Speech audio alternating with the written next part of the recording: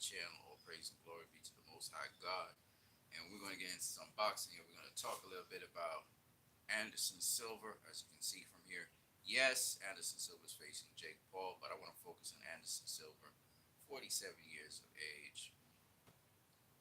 If I'm not mistaken, his last fight was against was it Tito or was it Julio Cesar Chavez? No, it wasn't that. It was an unknown guy on the undercard of Floyd Mayweather. Floyd Mayweather was fighting, I believe, it was exhibition in Dubai, and Anderson Silva ended up on that card as well, and he put on a great performance. 47 years old, you know, very impressive. Has a career in boxing. I believe he has 4 fights, 3 wins, 1 loss by way of knockout. Um, I believe that was way back early on in his career.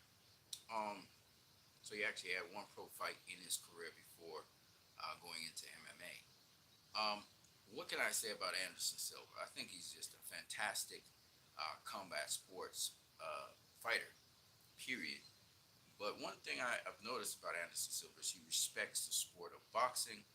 He respects the fighters. And clearly he has a lot of interesting tools at his disposal. He switches, even though he stays in southpaw stance, he switch hits. He does various things defensively, which are pretty good. And he can actually box. As he said, he actually was on the Olympic team for Brazil uh,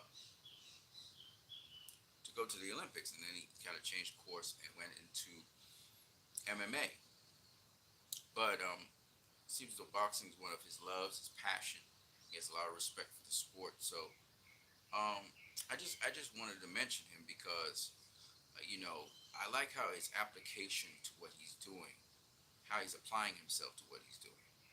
Um, so I just decided I would do this little piece on Anderson Silva, a remarkable guy and a guy who definitely is going to go into the MMA Boxing Hall of Fame if they have one.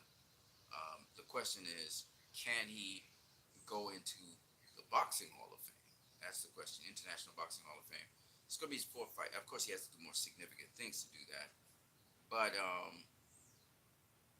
you know, he has beaten Julio Cesar Chavez Jr. for what it's worth. Julio Cesar Chavez Jr. has good boxing. He has. I mean, he's a better boxer than me, you. He's not. He's been a world champion. Anderson Silva actually beat him. So it says that Anderson Silva's boxing IQ is pretty good. You know, for a guy that age and also that guy who hasn't had that many fights. So this is a very interesting fight that he's getting himself involved in. A guy much younger than him, looks bigger than him. I may be wrong, but I think he's physically bigger than him. I don't know why they have it at catch weight of 187. They should just have it at 190, but whatever. And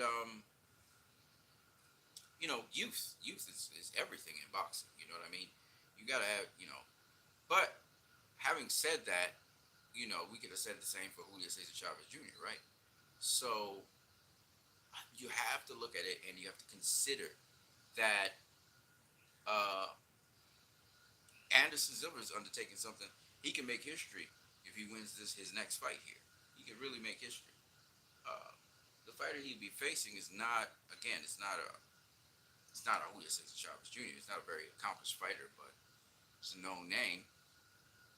So it's very interesting. I'm telling you right now, Anderson Silva is no joke, man. So I'm going to talk about him more and more uh, as the days go by. I think his fight is going to be October 29th. I'll be talking mostly about him versus talking about other people or even his opponent because um, he might just do something very very remarkable and actually pull off the win. So we'll watch and see how things develop, and we really want to watch this because it was said that Roy Jones Jr. is saying if Anderson Silva beats Jake Paul, he's looking to want to face Anderson Silva, and this was a matchup they should have had a while back, but Dana White kind of stopped that from happening. And I know Roy always wanted to face Anderson. Anderson's showing he's competent. He has some boxing skill. He really does. So I'm very interested to see how Anderson performs against Jake Paul.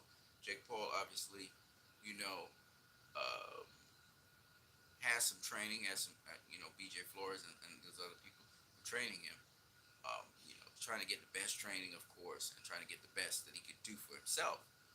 But when you think about Anderson Silva and the fact that he actually started off his combat career in boxing, and he has a certain measure, and he has a lot of boxers around him. I don't know, man. I don't know.